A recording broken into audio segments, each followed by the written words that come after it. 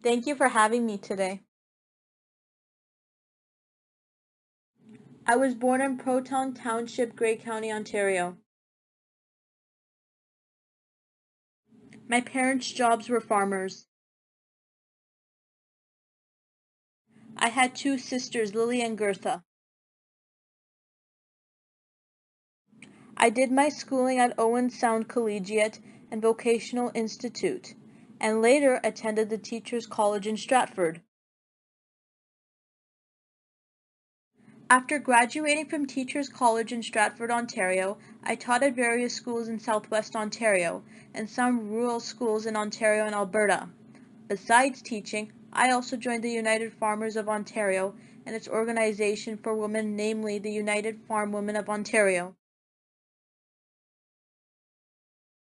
I was a self-professed feminist. In addition to my vocal support for farming women and female workers more generally, I founded the Elizabeth Fry Society of Canada, which supported women in conflict with the law.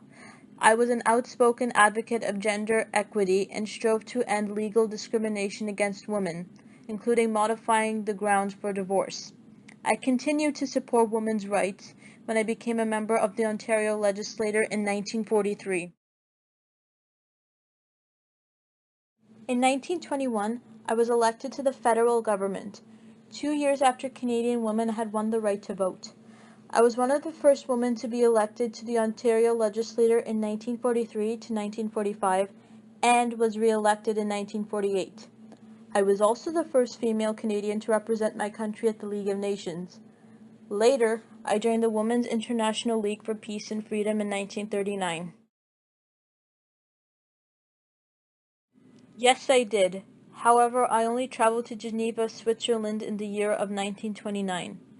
I went there as a delegate to League of Nations. There, I was a member of World Disarmament Committee.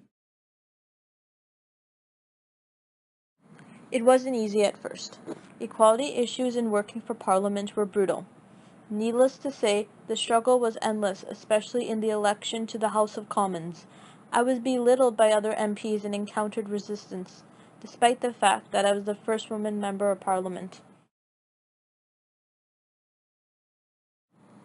I faced a whole lot of discrimination towards my gender, through which I had to constantly prove myself worthy.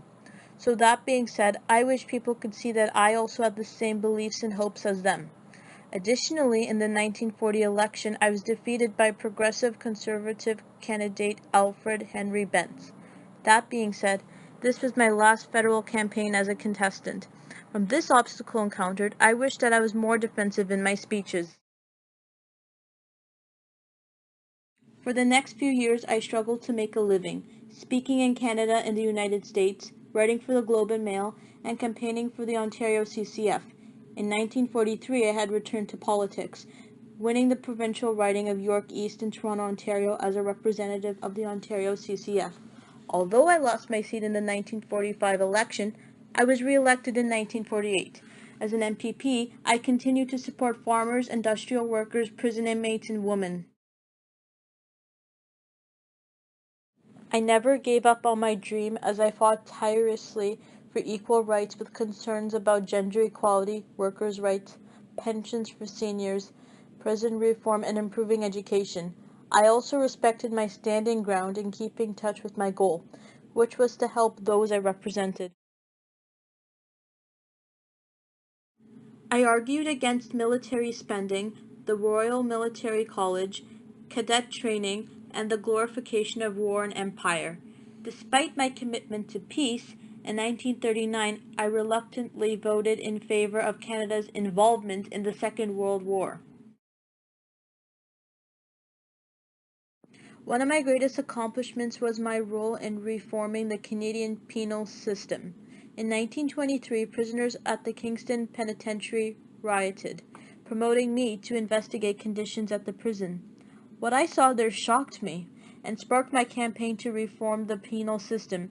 For years, I pushed for change, arguing that prisoners should be reformed and educated, and that corporal punishment should be reduced. I went into politics for what I could do, not what politics could do for me. This saying describes my fearless ambition of being a politician. I put in my best effort and did not give up so easily. Additionally, I did not let politics take advantage of my hopes and dreams. Therefore, if a girl were to enter the world of politics, I would encourage her to be confident about her ambitions and dreams and to not let her job take away her place of who she is.